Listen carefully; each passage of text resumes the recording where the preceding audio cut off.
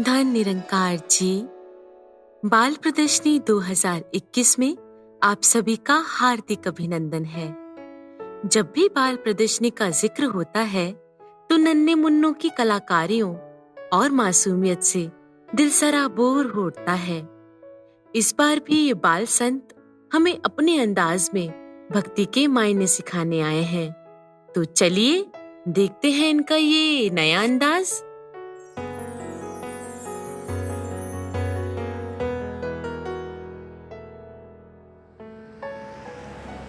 बेटा, आपने अपना हेलमेट हाथ में क्यों पकड़ा हुआ है?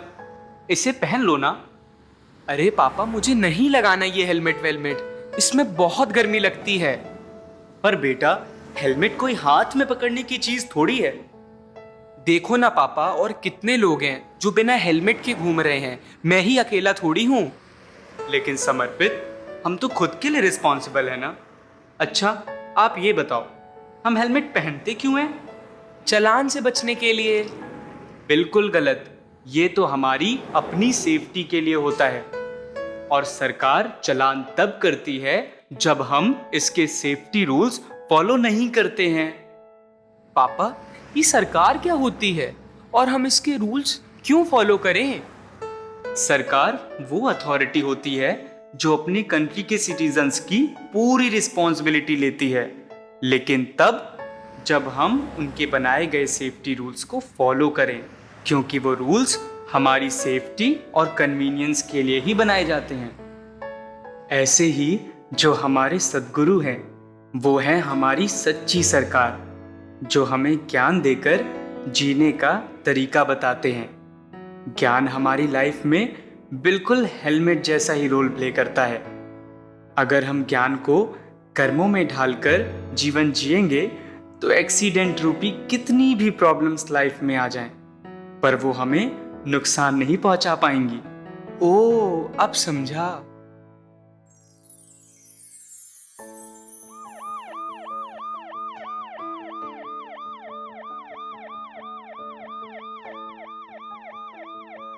भैया, ये आवाज कहाँ से आ रही है? अद्वित, ये एम्बुलेंस की आवाज है। ये एम्बुलेंस क्या होता है? एम्बुलेंस वो कार होती है जिससे हम किसी ऐसे इंसान को जिसकी हेल्थ क्रिटिकल हो, उसको इमरजेंसी में जल्दी हॉस्पिटल लेकर जा सकते हैं। पर भैया, हम तो यहाँ पहले से खड़े हैं, फिर ये एम्बुलेंस आगे क्यों निकल रही है? वो इसलिए क्योंकि जो इंसान उस एम्बुलेंस में है उसे जल्दी हॉस्पिटल पहुंचाना होगा। उनको पहले आगे जाने देकर हम उनकी हेल्प कर रहे हैं। ओह, अच्छा। अरे अद्वित, ये क्या कर रहे हो? भैया, आप उनको आगे जाने देकर उनकी हेल्प कर रहे हो और मैं उनके लिए गॉड से प्रे करके। अद्वित, आज तुमसे बहुत बड़ी बात सीखने को मिली कि हेल्प किसी भी फॉर्म में की जा सकती है। Thanks bro, I love you. चलो आज खाना बाहर खाएंगे। किसकी किसकी फेवरेट है ये लाइन? कितना मज़ा आता है ना जब पापा हमें डिनर के लिए हमारे फेवरेट रेस्टोरेंट में लेकर जाते हैं। तो चले रेस्टोरेंट।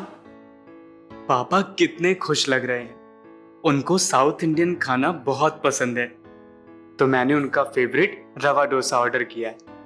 वो बड़े शौक से अपना डोसा एंजॉय कर रहे हैं और मैं उनको देखकर खुश हो रहा हूँ, बिल्कुल वैसे जैसे मैं बचपन में अपनी फेवरेट मैंगो आइसक्रीम खाता था और अपने पूरे फेस पर लगा लेता था। फिर पापा बड़े आराम से मेरा फेस साफ करके मुझे घर ले जाते थे। पर आज होटल से बाहर निकलते वक्त पता है क्या हुआ? एक अजीब सी बात हुई।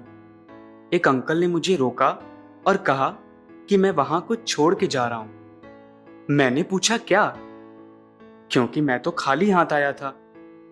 फिर उन्होंने जवाब दिया, नहीं, एक्चुअली आप कुछ छोड़ के जा रहे हो। Lesson for every son and hope for every father.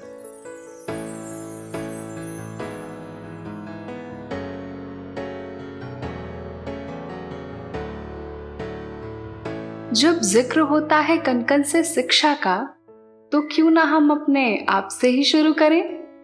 क्या आप जानते हैं हमारी बॉडी 5 एलिमेंट से बनी है। और हर एलिमेंट की एक डिफरेंट क्वालिटी होती है।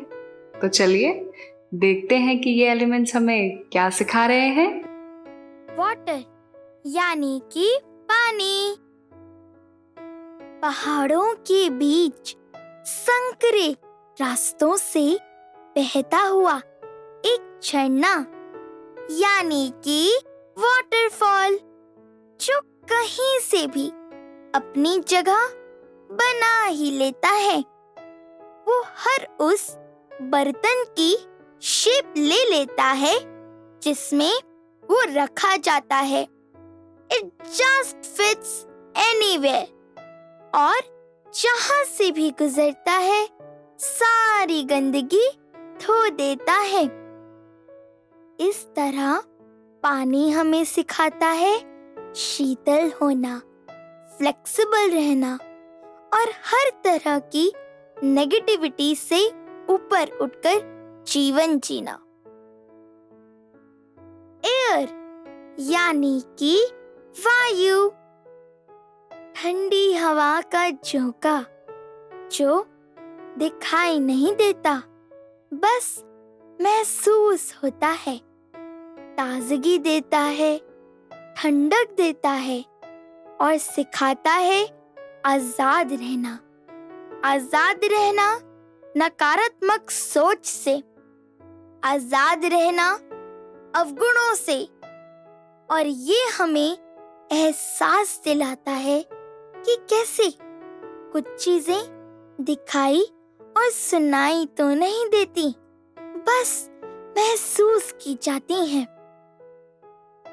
अर्थ यानी कि धरती। धरती जिसे हम धरती माँ भी कहते हैं। क्या आप जानते हो, ये इस दुनिया की फाउंडेशन है।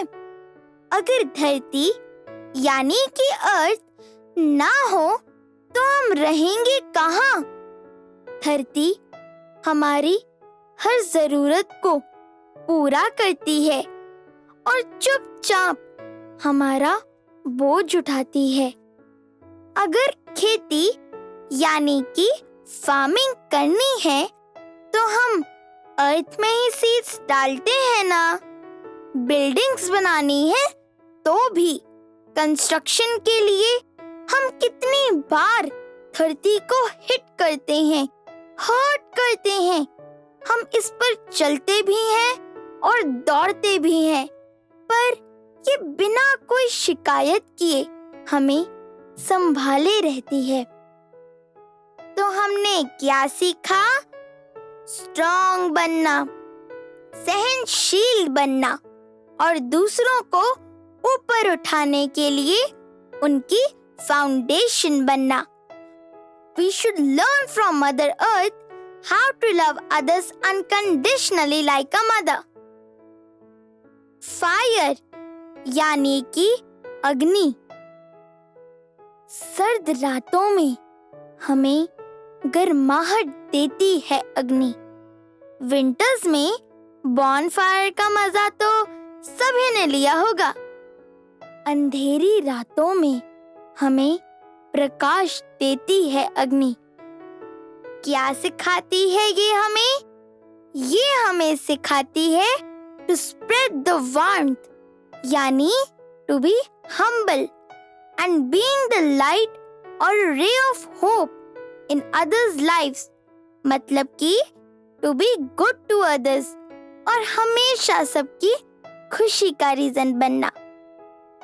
आकाश यानी स्पेस। इसकी ऊंचाई को नापा नहीं जा सकता, इसकी विशालता का अंदाजा भी नहीं लगाया जा सकता। ये सिखाता है ऊंचा उठना और अडिग रहना। कितनी बार काले घने बादल घेरते हैं इसको और लगता है आसमान तो अब साफ ही नहीं होगा, but the sun is always there. बादल भी हवा के साथ चले जाते हैं और आसमान फिर से नीला दिखने लगता है। ये हमें सिखाता है कि लाइफ में कोई भी सिचुएशन ज्यादा समय तक नहीं रहती। अगर परेशानी आती भी है तो सद्गुरु की मेहर एक हवा के झोंके की तरह उसको उड़ा के ले जाती है और लाइफ में फिर से हैप्पीनेस आ जाती है। तो इस तरह बनता है मानव शरीर और फिर उसमें प्रवेश करती है जीवात्मा।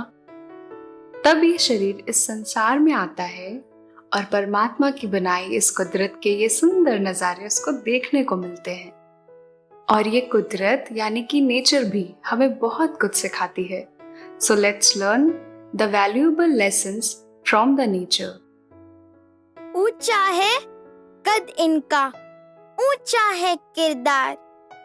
आओ देखें क्या सिखाते वृक्ष ये छायादार। वृक्ष हमें सिखाते हैं कि ऊंचा किरदार बनाने के लिए उसूलों का घेरा होना बहुत जरूरी है। खिलखिलाकर लहराने के लिए तेज हवाओं रूपी कठिनाइयों का सामना करना पड़ता है।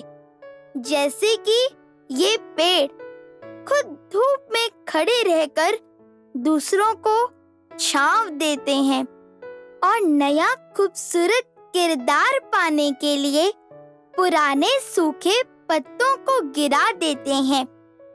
वैसे ही हमें भी अपनी पुरानी नेगेटिव सोच को भुलाना पड़ेगा। जैसे कि ये पेड़ पत्थर मारे जाने पर भी मीठा फल ही देते हैं, तो इस तरह ये हमें सिखाते हैं to be a selfless giver. अपने घरों से उजड़कर दूसरों का घर सजाते हैं। अपने घरों से उजड़कर दूसरों का घर सजाते हैं। फूल फिर भी मुस्कुराते हैं।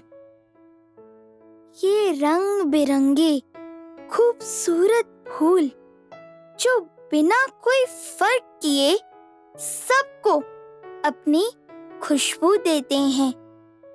असल मायने में प्यार करना तो हम इन फूलों से ही सीखते हैं। वो तो उनको भी महकाते हैं जो उनको तोड़कर मसल देते हैं। जैसे कि बाबा हरदेव सिंह जी भी कहा करते थे, रहें तो फूलों की तरह, बिखरें तो खुशबू की तरह। अपनी महक का विस्तार इस तरह करो कि उसका दायरा असीमित हो और आपके जाने के बाद भी आपकी याद से सबको खुशबू ही आए। संयम और विश्वास है तो वो मंजर भी आएगा। कैटरपिलर रूप बदलकर बटरफ्लाई बन जाएगा। असल में हमारी दुनिया रंगीन तो तितलियों से ही है। हमने रंग बनाना तो उन्हीं से सीखा है। इसके साथ ही वो हमें सिखाती हैं कि जर्नी कैसी भी हो पर मंजिल तो बेहद खूबसूरत होगी। बस जरूरत है एतबार की और विश्वास की। पहाड़ों ने सिखाया हमको इरादों के पक्के रहो। पहाड़ों ने सिखाया हमको इरादों के पक्के रहो। दुनिया की तकलीफों में भी चट्टान से डटे रहो, चट्टान से डटे रहो। क्या सीखते हैं हम ऊंचे ऊंचे पर्वतों से? मजबूत इरादे रखना और उन इरादों पे अडिग रहना। फिर चाहे कितने भी माया रूपी आंधियां, तूफान, बारिश आ जाए, पर हमारा विश्वास प्रभु परमात्मा से डोलने ना पाए। समंदर की तरह हम भी दिल अपना विशाल करें, मानवीय गुणों को अपनाकर दूसरों के लिए मिसाल बने। समुद्र की पहचान है उसकी गहराई और विशालता, और समुद्र बनता है बूंद बूंद पानी से। हर एक बूंद की इम्पोर्टेंस होती है समुद्र को बनाने में। इसी प्रकार इस संसार में हर एक मानव की इम्पोर्टेंस है। अगर हम ये सोचे कि हमारी किसी भी एक्टिविटी का इतनी बड़ी दुनिया में क्या फर्क पड़ेगा, तो हम गलत हैं। हमारा किया हुआ एक छोटा सा अच्छा काम पूरी दुनिया को इंस्पायर कर सकता है, और हम एक अच्छी दुनिया बनाने में सफल हो सकते हैं।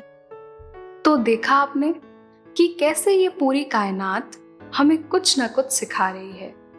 बस जरूरत है तो सीखने के भाव और एक शिष्य वाली नजर की, और ये नजर हमें सिर्फ और सिर्फ सद्गुरु की कृपा से ही प्राप्त होती है, जो जीवन को बदलने की शक्ति रखती है। सद्गुरु माता सुदीक्षा जी भी हमें आज अपने विचारों में कण कण से शिक्षा लेने की ही प्रेरणा दे रहे हैं। आइए सद्गुरु के चरणों में अरदास करें कि बंदगी निभ जाए बस मेरी, मेरा जीवन हो शिक्षा तेरी। तो कैसा लगा आपको इनका ये अंदाज? उम्मीद है आपने प्रदर्शनी के इस सफर का खूब आनंद लिया होगा। वाकई ही इन नन्हे संतों पर सद्गुरु की कितनी रहमत है। अब हम आपसे रुखसत होते हैं इस अरदास के साथ कि दातार ऐसे ही इन पर अपनी कृपा बनाए रखें, और ये बाल संत इसी तरह समर्पित भाव से सद्गुरु के विजन की ओर ऐसे ही बढ़ते चले जाएं। धन्य निरंकार जी।